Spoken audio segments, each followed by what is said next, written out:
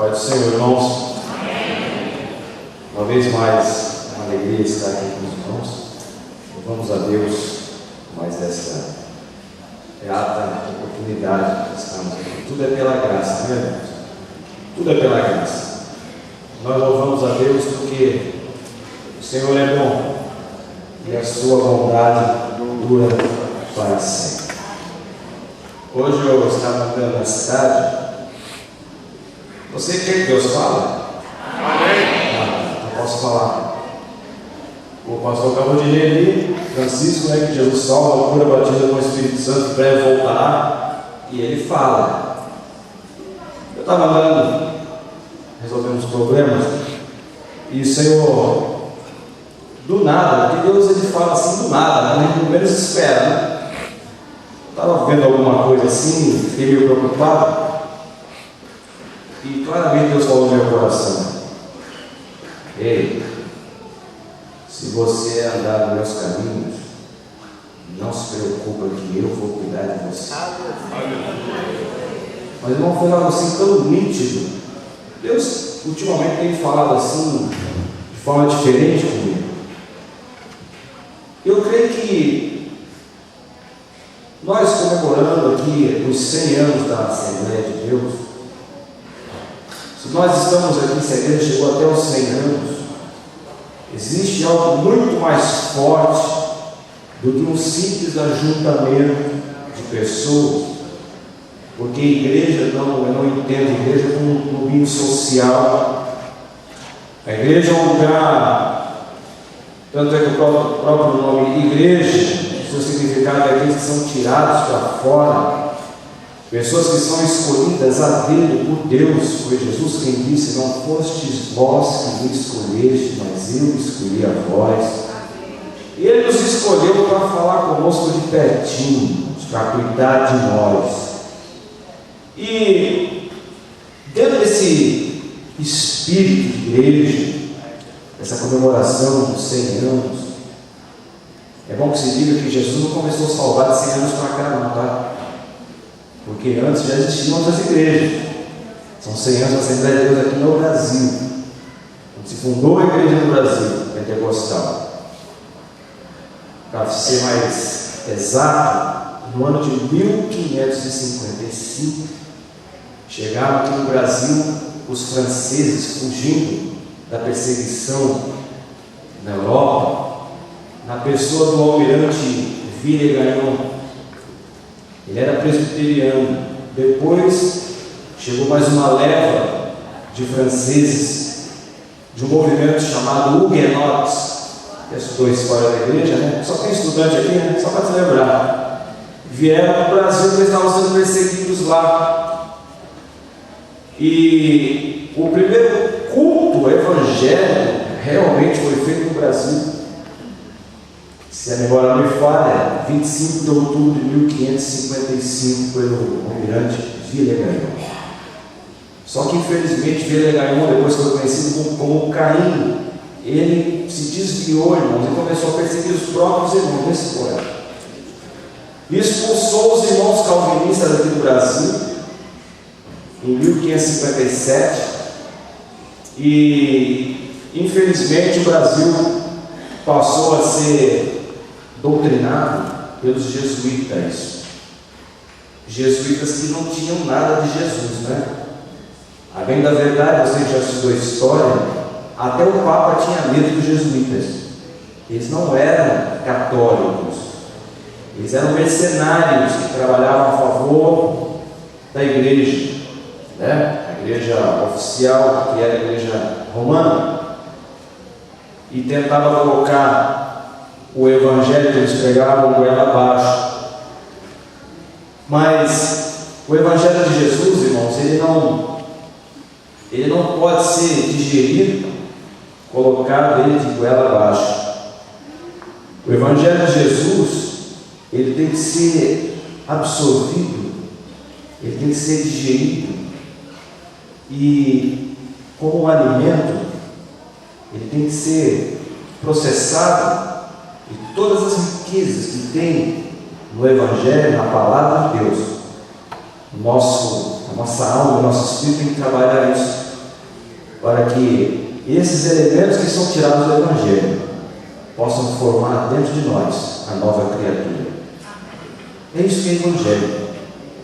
E dentro desse pensamento, dentro dessa ótica, o André não esteve aqui ontem, né, André? Com certeza com responsabilidade. E o André falou ontem.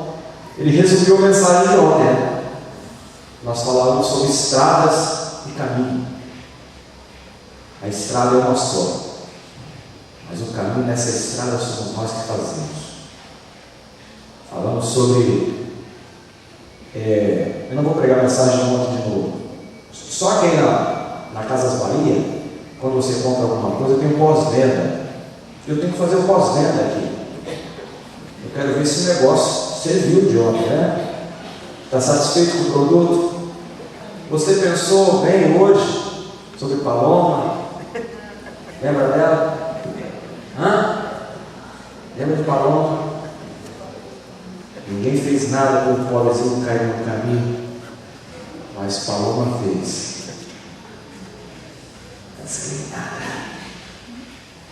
E eu creio que o caminho, o Francisco, o caminho é esse, cara. A palavra de Deus é dar mais ou menos uma mexidinha hoje. Eu queria que você abrisse sua Bíblia, Lucas 14. Eu creio que aqui está reunido o reino de Deus, né? Eu quero falar sobre o banquete do reino. O banquete do reino. A leitura é um pouquinho longa, mas vai te indo aí.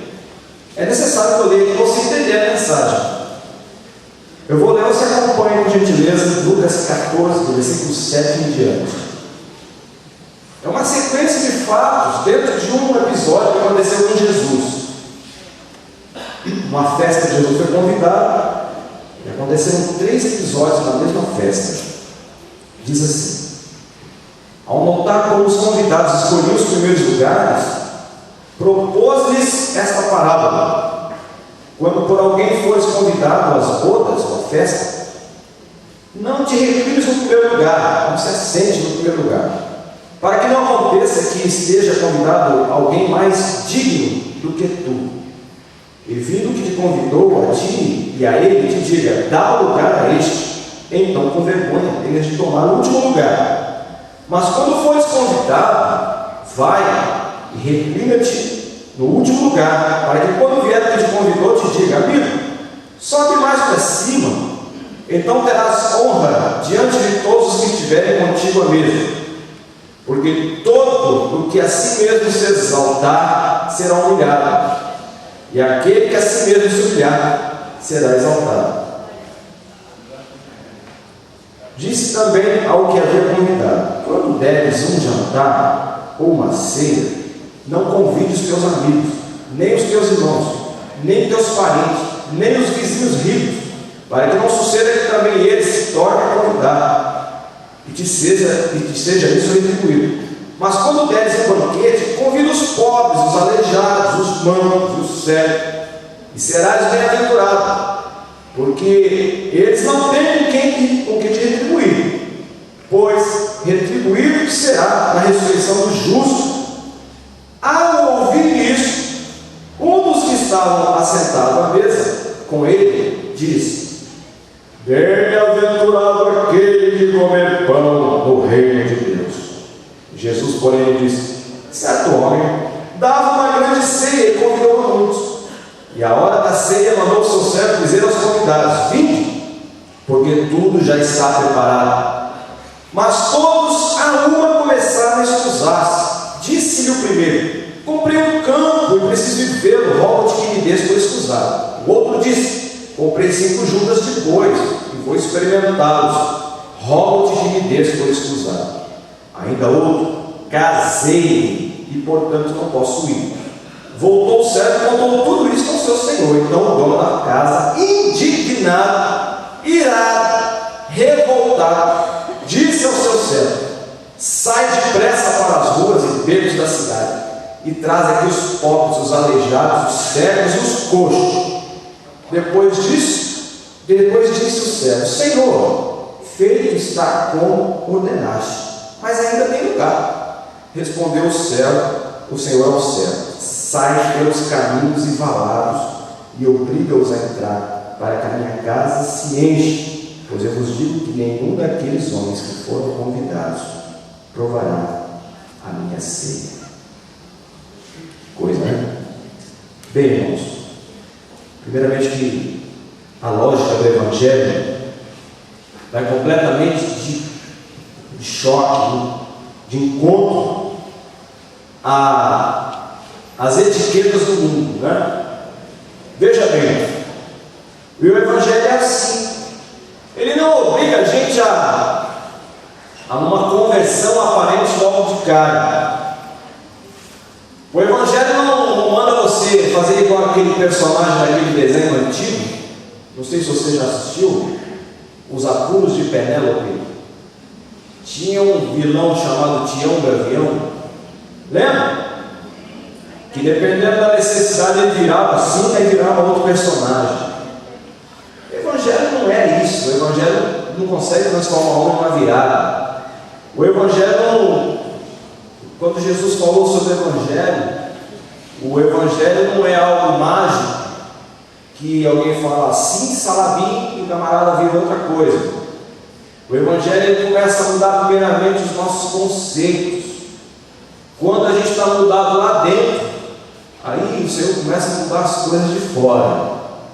Infelizmente, na nosso olhar muito de justiça, às vezes muito santarrão, ou muito sagrado que nós somos, nós queremos logo que Jesus faça logo uma transformação. Já! Vira o Tião Gavião. Não é assim não, mano. O Evangelho ele se processa lá dentro, né? Ele começa a mudança no interior. E quando o interior já está saturado de Deus, aí ele começa a exteriorizar aquilo que está dentro. O contrário é verdadeiro. Quando a gente coloca uma capa em alguém, essa capa geralmente não reflete o que está lá dentro. É só um verniz, é só uma película, é só um cosmético, é só um lençol. Você se lembra?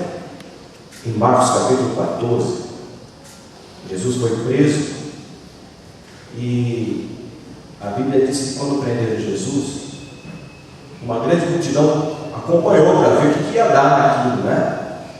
E entre os que acompanhavam, um rapazinho no meio da madrugada acordou, estava dormindo pelado.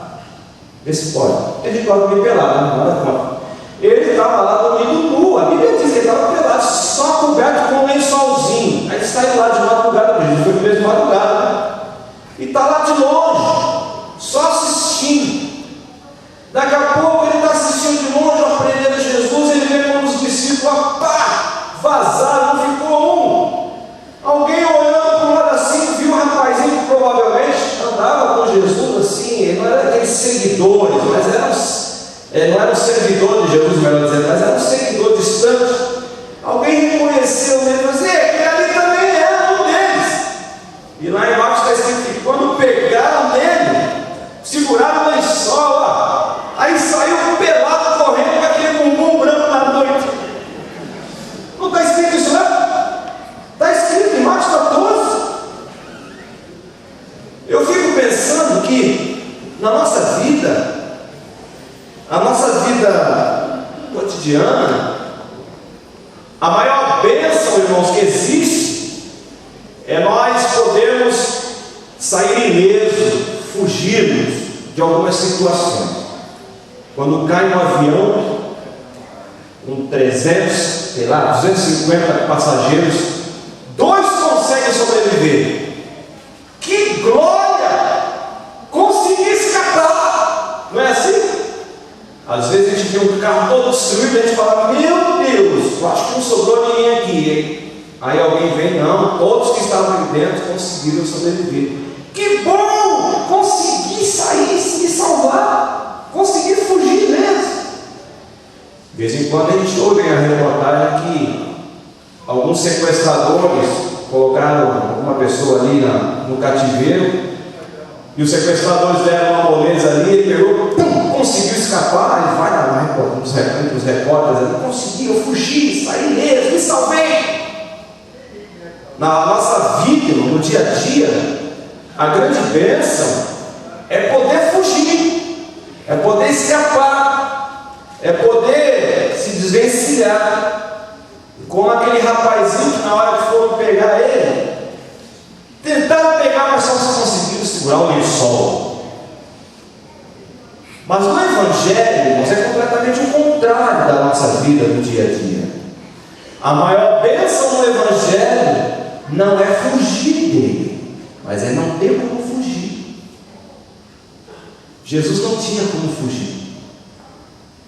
A maior bênção que o Senhor espera de nós é que quando Ele olhe para nós, não veja somente lençol em cima de nós, mas que Ele possa encontrar algo de profundidade em nós, que Ele possa encontrar alças, tutano, sabor. É isso que o Senhor quer encontrar. Infelizmente, tem gente que nessa estrada, pessoas que nunca tomam um caminho de decisão na vida espiritual, ele vai viver a vidinha escondido, seguindo a multidão, só com o lençolzinho na escuridão da noite. Está ali, está acompanhando, mas não tem nada que possa ser pego e ser dito: esse tem algo de Deus, é só um lençol. O Evangelho, então, irmãos, ele é assim, ele não obriga essa conversão aparente, mas o Senhor procura converter primeiro os nossos valores. Bem, com relação ao lugar, a Bíblia diz que Jesus, quando foi convidado para um banquete, ficou percebendo que as pessoas procuravam os melhores lugares. E ontem o Francisco precisou pedir para os irmãos que estavam lá atrás e aqui na frente. É engraçado, acho interessante algumas coisas. Quando a gente está na fila do banco, se a gente pudesse furar a fila para estar lá na frente, era o primeiro. Caixa de supermercado, a gente fica de olho naquela mocinha que está preparando para abrir o caixa, para dar uma de migué, a gente vai tirar certo, estamos lá. A gente quer sempre ser o primeiro. Mas quando chega na igreja, todo mundo fica santo, vai tudo para trás. Ninguém quer sentar nas primeiras cadeiras. Não é assim? É engraçado isso, né? E Jesus então vê as pessoas procurando esses primeiros lugares de importância, né? Ou seja, pessoas que querem sentar nas primeiras cadeiras no banquete seriam aquelas pessoas que pensam dentro de si: deixa eu sentar no lugarzinho onde eu vou ser melhor visto, né? Onde eu vou ser mais percebido. E infelizmente tem esse pessoal que gosta de aparecer, né? Tem gente que gosta de ser visto, né? Alguns chegam até a manifestar: eu gosto de ficar debaixo da luz. Isso é coisa de político, coisa de socialite, coisa de... como é esse pessoal aí artista, né? Esse pessoal não é igual agora, que são celebridade, né? Celebridade, eles gostam de ir para um restaurante e ficar bem debaixo da luz, bem na porta, que é para quando você chegar: nossa, quem está ali? Olha, fulano de tal, meu Deus, ele frequenta o mesmo lugar que eu, você sente o máximo, porque está no mesmo lugar que fulano está. É aquela coisa de querer estar na frente, querer estar nos primeiros lugares, debaixo da luz. Isso é coisa de empresário, né? Coisa de marketing. Bem, Jesus então, a primeira coisa que ele faz é condenar essa atitude reprovável, né? São aquelas pessoas que Jesus ele desconstrói de dentro de nós esse comportamento nocivo e predatório que fica instalado dentro de nós, que a gente mesmo instala aquilo dentro de nós, porque é coisa do ser humano, que é esse de querer sempre o destaque, quer sempre ser a fonte das luzes, quer sempre estar na primeira página, estar nas percepções das pessoas. Então o primeiro ensinamento que Jesus dá é esse. Ele diz o seguinte: não trate a vida com essa procura. Dando outras palavras do que Jesus disse.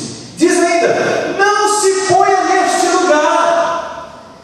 Não viva a sua vida se achando um Brad Pitt, uma Paris Hilton, ou Coco Chanel. Coco Chanel é um perfume, tá?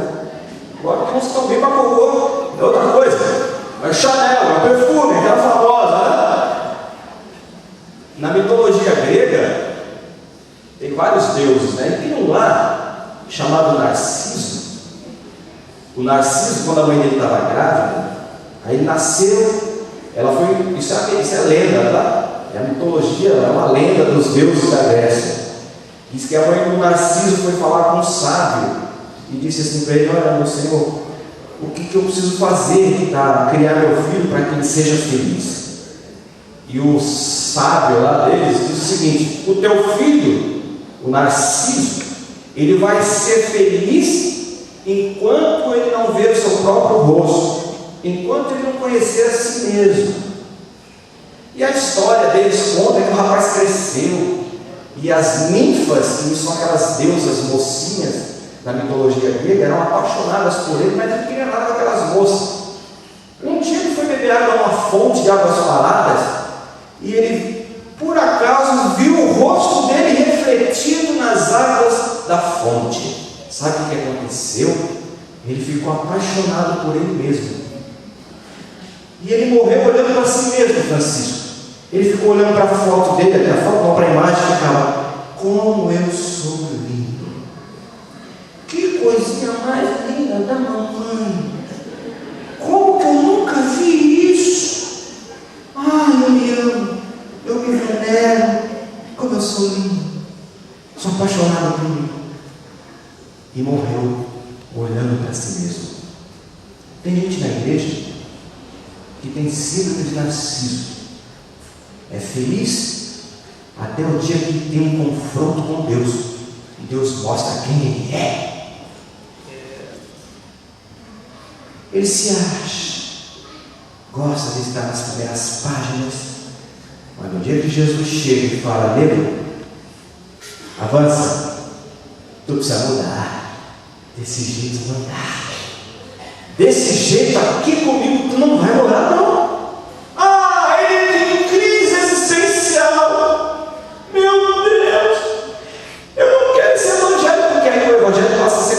Não conhecer. Lembra que nós falamos ontem? A gente quer saber tudo, mas não quer saber aquelas coisas que em nós vai ter que causar uma mudança. E a gente é seletivo para isso. A gente gosta disso. Se você tem algum sintoma dessa síndrome de Narciso, hoje você tem a oportunidade de deixar o poder transformador do Evangelho mudar a sua vida, falar mais fundo na sua vida, tirar esse lençolzinho que não vai te levar a nada e deixar Jesus fazer um transplante de tutano do Espírito Santo dentro de você. Ainda que a tua aparência não seja daquelas das melhores, mas que a transformação comece lá no lugar onde ninguém está vendo, e lá na frente vai refletir do lado de fora. Mas deixa o Senhor trabalhar na sua vida hoje em nome de Jesus. Jesus ainda diz: olha, o que tem mais valor aqui no reino não são as aparências, não são os primeiros lugares. Pelo contrário, no meio de vós, vocês têm que entender o seguinte: que o maior é aquele que serve. Se por acaso, olha só, dentro disso tudo que Jesus falou, não procure os primeiros lugares, nessa simples frase de Jesus, ainda está embutido o seguinte: ele diz o seguinte: se por acaso alguém quiser te mudar de lugar, que seja pela percepção que ele teve de você, e não pela propaganda enganosa que você faz de você mesmo. Porque quando a gente faz uma propaganda enganosa de nós mesmos, eu sou o cara, daqui a pouquinho todo mundo vai ver que nós não somos nada daquilo. Quem é vai ser sempre. Agora aquele que diz ser, na hora que acabar o gás dele, alguma coisa que force ele a ser o que ele está dizendo que é, todo mundo vai ver a propaganda enganosa que é. Não procure os primeiros lugares. A primeira lição desse texto que nós lemos é: converta a vossa mente desta ideia de propaganda enganosa, que isso não vai te levar a nada. A segunda lição que a gente aprende com Jesus aqui, que está na sequência do mesmo texto, aconteceu tudo na mesma festividade que Jesus foi convidado. Jesus fala com respeito à hora do convite, né? Quando você for convidar alguém, quem você deve convidar? Veja como você convida. Jesus falou assim: olha, não convide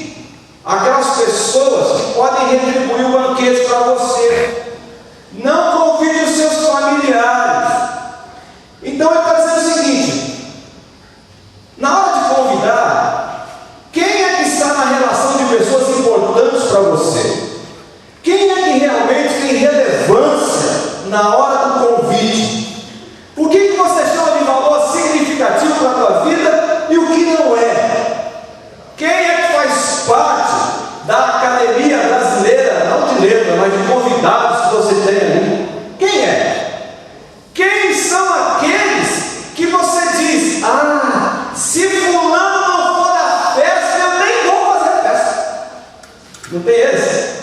Não tem esse tipo de convidado que a gente pensa, se ele não for, acho que eu vou nem tocar mais a festa. Quem são as pessoas que você está convidando? E Jesus mais uma vez fala do banquete, né? E com relação ao banquete, que banquete é este, irmãos? Jesus foi convidado para um banquete mesmo, literal. O que Jesus está querendo ensinar aqui é o seguinte: que quando você tiver a oportunidade de dar o melhor da sua vida para alguém, quando Deus proporcionar um momento de você doar alguma coisa que tem significação para alguém, que seja para alguém que não tenha como te devolver aquilo que você está fazendo. Esse é o ensinamento maior de Jesus. Eu só convido aqueles que eu quero que me convidem. Eu só honro aqueles que eu quero que me honrem. Som. Tá vendo? O Alex está jogando contra. Valeu, Alex, 1-0. Eu convido aqueles que eu quero que me honrem. E às vezes, irmãos, a gente sabe que o pastor Adilson estava fazendo uma separação de obreiro. Aí eu falo assim para minha esposa: nega, faz um almoço aí da melhor qualidade, que eu vou chamar o chefe aqui, que na próxima seleção de obreiro, de repente ele me coloca ela na relação. Tem gente para tudo, né? Eu só honro aqueles que me podem honrar. O que Jesus está dizendo aqui é o seguinte: não faça isso não. Quando você tiver que doar alguma coisa para alguém, aquilo que tem de mais valor na sua vida, faça para alguém que nessa vida aqui não pode dar nada. Sabe por quê, irmãos? Aqueles que fazem para pessoas que não podem retribuir, com certeza sabem que a retribuição vai vir de uma instância superior. Vai vir daquele que não tem visão humana. Infelizmente tem aqueles que só vão fazer o que eles fizeram. Fulano é tão gente boa comigo, na próxima eu vou botar o nomezinho dele lá, porque eu tenho certeza que durante toda a minha existência aqui, o almoço de domingo está garantido, né? Não faça isso. Não faça isso. Isso é jogo de status, de importância, né? De interesse. Jesus diz ainda: não convide os parentes. A parentada é pior, né, Moisés? Se a gente faz no domingão uma churrascada, pega uns pés de frango, umas carcaças, labradas, a gente chama a parentada. Aí no próximo domingo, os parentes mais próximos vão dizer o seguinte: ele fez esse almoço, mas o meu vai ser melhor. Aí começa a virar uma disputa. Vamos ver quem vai fazer mais, vai fazer melhor. Não. Desconstrói isso aí. Não é por aí. Não é também assim, né? Então, amados, nós temos que fazer para aqueles que não podem retribuir. E no meio desse ensinamento todo, aparece um gaiato e diz assim: bem-aventurado aquele que come pão no teu reino. Aí Jesus, bem-aventurado que come pão no reino de Deus, né? Ele disse. Aí Jesus pensa o seguinte: o difícil é convencer essa moçada a vir para o banquete. Ele não falou isso, mas ele pensou, com certeza. Aí ele começou a contar uma parábola, né? Isso aqui não é fé, isso aqui Jesus está contando uma parábola aqui, como ontem nós falamos de uma parábola dele. Então, no meio do banquete, Jesus conta essa parábola para responder esse camarada que deu uma de gaiato na festa. Que Jesus está falando de reino, de dar pão, aquela coisa toda, né? E Jesus começa a dizer que os que aceitam o convite da guloseima, né? Os que aceitam o convite da aparência, do prestígio, do poder, da honra pública, eles só querem isso. Mas não adianta viver só de declaração, né? Bem-aventurado o homem que come do reino, do pão do reino de Deus. Tem gente que ouve a palavra, faz uma declaração, mas só fica em declaração, não toma uma postura nesse reino.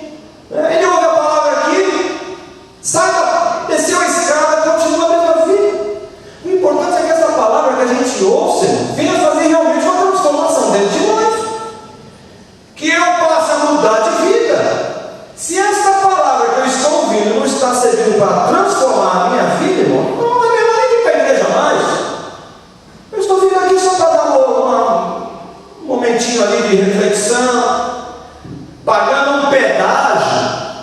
Eu pago um alto pedágio para mim mesmo, assim, tudo bem, eu estou todo errado, mas vou na igreja. Aí eu faço um descarrego, e tem lugar que chama até de descarrego mesmo, como se fosse centro de macumba. Isso aqui não é centro de macumba não, isso aqui é oficina de Jeová.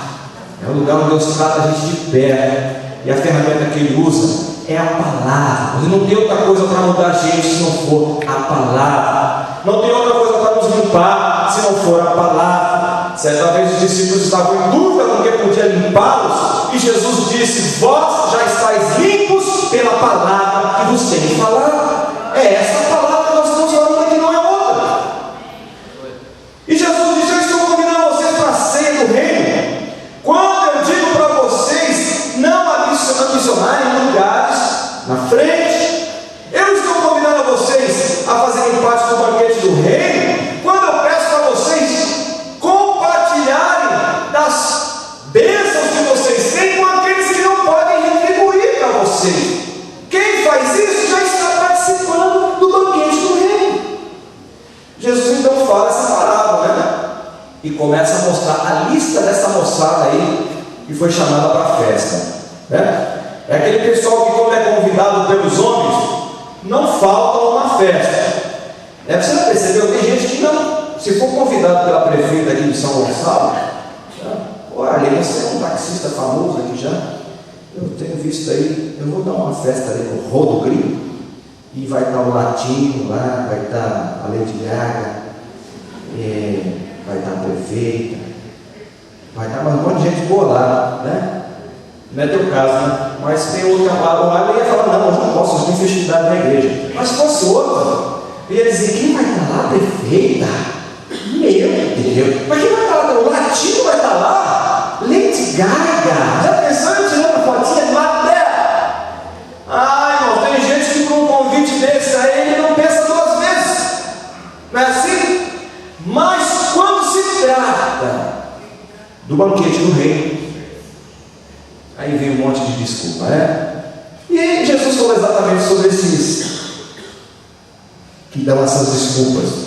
Ele começa a dizer: olha, existiu um homem que deu uma festa e mandou o empregado chamar os convidados, a lista da moçada.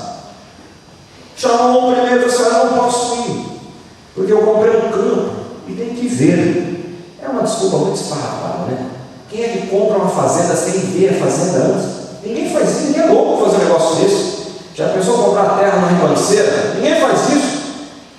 Nem pela internet se faz isso, né? O camarada vai fazer um Photoshop ali, você vê aquele campo bonito, chega lá, é um lixão.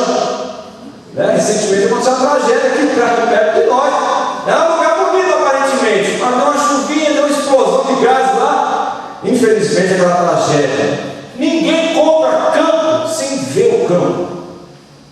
Desculpa esse rapaz. O segundo, ele me convidou, o Senhor da festa. Poxa vida, sabe o que é? Eu comprei 5 juntas de bois. Naquela época de Jesus não tinha carrões, não tinha Ferrari, né, irmãos? Então 5 juntas de bois não era para qualquer um. Então você não comprei boi, eu tenho que testar os bois. Também ninguém compra boi sem testar. Pior foi o outro. Pior num certo aspecto. É o que tinha até mais desculpa, né? Me casei. Em outras palavras, estou em lua de mel. Não posso ir. Mas se fosse a prefeita de São Gonçalo que convidasse ele para ir para o Rodogrilo, para ver o Latino cantar, e tendo a oportunidade de sair na fotinha do lado de Lady Gaga, ele diria para a nega velha que estava na lua de mel: nega, aguarda aí que daqui a pouquinho eu volto. Não posso perder essa oportunidade. Mas para o reino não dá. Não posso. Então, irmãos, o que a gente entende disso aqui? Todos aqueles que podem vir, todos aqueles que conhecem, todos aqueles que sabem, todos os que podem, todos os que entendem, todos os que ouvem, todos os que compreendem, todos os que dizem amém, todos os que dizem Jesus vai voltar em breve, todos esses sempre têm uma desculpa. Todos esses que estão na relação de convidados do dono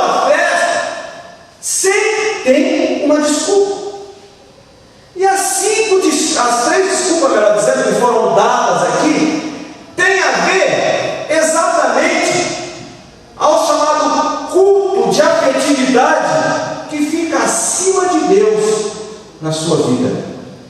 São aqueles que demonstraram o que é o Deus na vida deles.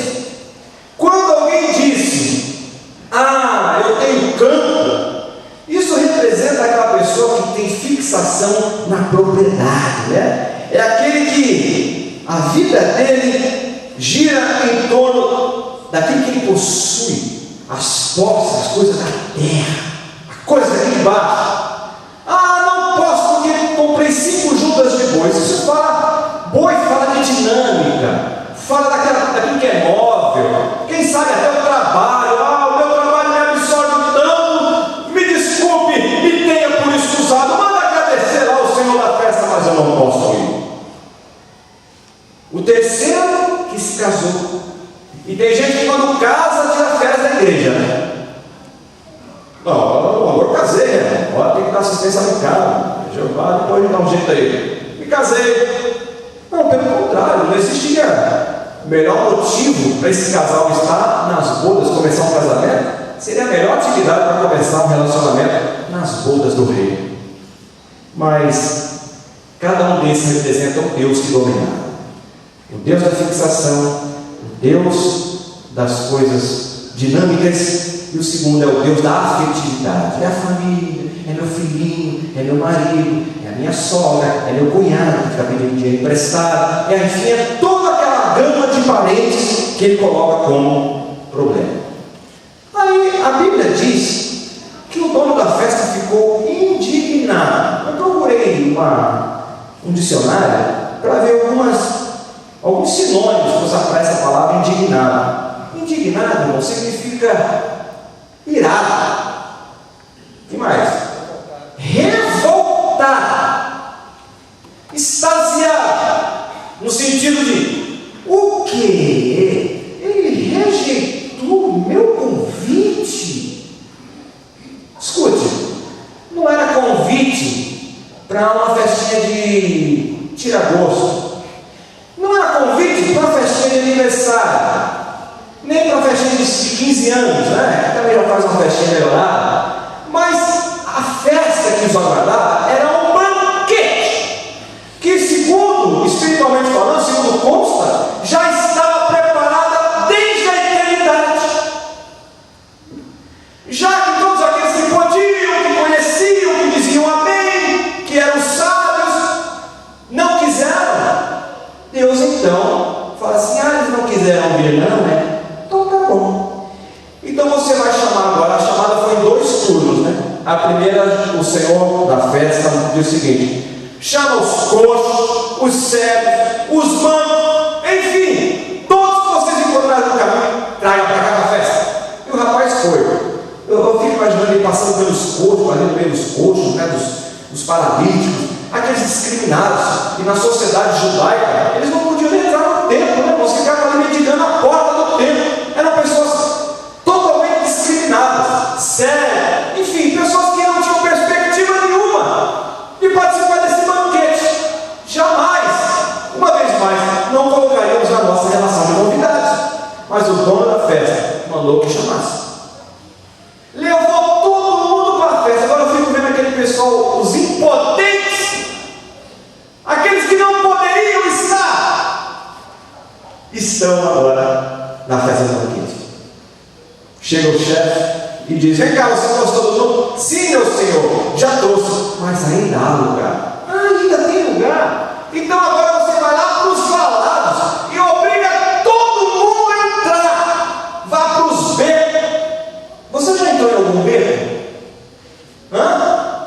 Beco é coisa terrível, não estou falando de beco, né? Tem bequinho melhorado, né? Mas tem beco que é beco. Primeiro, geralmente o pessoal vai para o beco para fazer suas necessidades. A coisa mais terrível é passar no beco. É lugar que ninguém quer nem passar, quanto mais estar. E foi lá naquele lugar que o dono da festa mandou ir buscar convidado. E ele encerra dizendo: eu te digo uma coisa, que nenhum daqueles que foi convidado provará na minha ceia. Aí a gente que gosta de estudar a Bíblia, a gente que é professor de teologia, Aí a gente já tira o corpinho fora e a gente já faz aquela aplicação. Não, aqui Jesus estava falando para os fariseus. Não, Jesus não está falando para os fariseus, não, irmão. Sabe para quem Jesus está falando aqui? É para mim, é para nós, é para você. Sabe quem são os convidados da festa do banquete? Somos nós. Sabe quem são os que estão na lista de convidados? Eu e você. E somos exatamente eu e você que sempre damos as maiores desculpas esfarrapadas para não fazermos parte do reino ou do banquete do reino. E as desculpas começam assim sutis. É apenas um ensaio da mocidade. É apenas um ensaio dos adolescentes. É só um ensaio do coral. Aí ela vai evoluindo, vai progredindo. É só uma escola bíblica dominical. É só um culto de oração. É só um culto de doutrina. Aí, por último, é só uma santa ceia do Senhor. Quando a gente vai ver, quem vai ficar indignado no final somos nós, né?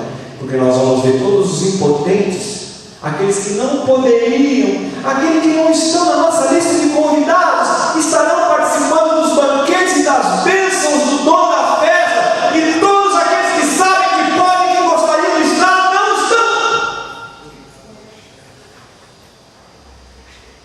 As desculpas são as mais elaboradas. É só isso, é só aquilo outro. E a pergunta que eu quero deixar para os irmãos é o seguinte: você participa apenas do pão e do vinho, falando da ceia material? Ou quando você participa do banquete, você participa do pão e do vinho espiritual do reino? O que é que você tem colocado como valor na sua vida? Atende, irmão, deve ser Jesus.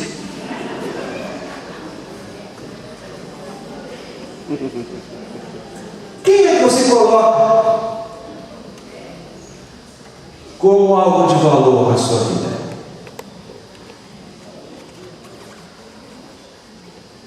Irmãos,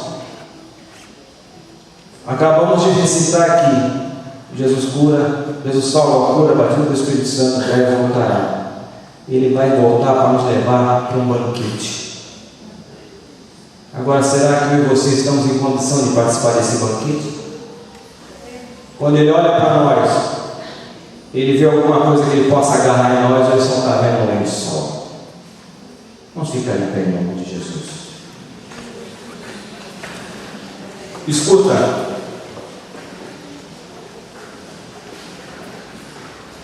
A indignação do dono da festa, ele não ficou irado com a gente, não. Na indignação dele, ele deixa a gente escolher não ir.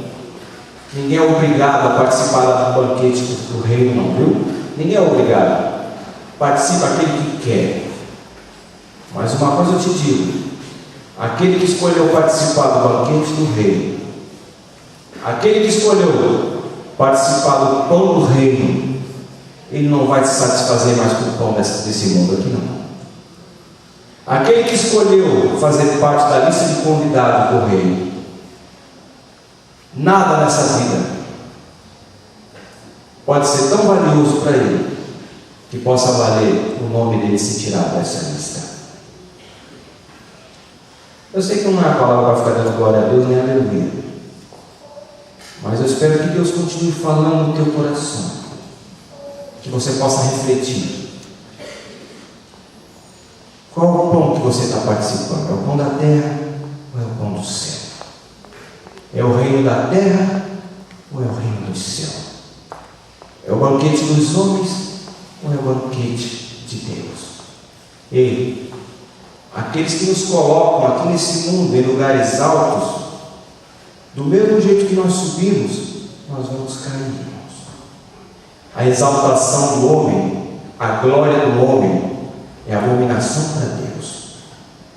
Quanto mais os homens nos colocam aqui para cima, mais rápido a gente cai de cabeça na espada do juízo de Deus. Não esqueça disso. Eu queria pedir para o Marcos Feitosa, está aí? Quem pode tocar o teclado ali, um fundinho musical para nós, que eu quero fazer uma oração. É um tangedor? Eu queria fazer um convite a você que veio aqui nessa noite. Diante disso que nós acabamos de falar, você refletiu, colocou na balança, entendeu que você precisa mudar. Meu Deus, eu acho que eu estou indo na contramão daquilo que tu esperas de mim. Eu creio que tu tens um caminho novo para eu andar, Senhor. Senhor, eu tenho às vezes vivido uma síndrome de olhar no espelho e me apaixonar. Acho que de vez em quando eu sou até um narciso, Senhor, mas acho que agora eu entendi que eu preciso mudar, Senhor. Estou contrariado, Senhor, com aquilo que eu ouvi, mas eu entendo que eu preciso mudar. Você precisa de uma oração nessa noite? Eu quero orar por você, em nome de Jesus. Você ouviu a palavra? O tema que está lá no cartaz lá embaixo diz que até aqui nos ajudou o Senhor. E o Senhor vai continuar te ajudando, porque Ele é Deus. Deus sabe das nossas dificuldades, das nossas falhas, mas Ele é Pai, Ele é Deus, e Ele quer o melhor para nós. Você precisa de uma oração nessa noite? Quem sabe você está com um problema em casa, um problema existencial. Senhor, eu preciso tomar uma posição nesse crime. Me ajude, Senhor. Venha aqui em nome de Jesus. Não tem mais sentido a presença do Senhor como sentia antes. E nisso tudo você sente que algumas coisas estão tomando lugar de Deus na sua vida. Mas o Senhor está aqui para te abençoar nessa noite. Tem mais alguém? Vem aqui, eu quero orar para você. Vem em nome de Jesus, vem. Vem. A mesa está posta. O convite foi lançado. Vem em nome de Jesus, vem. Aleluia. Tocou-me. Tocou-me, Jesus.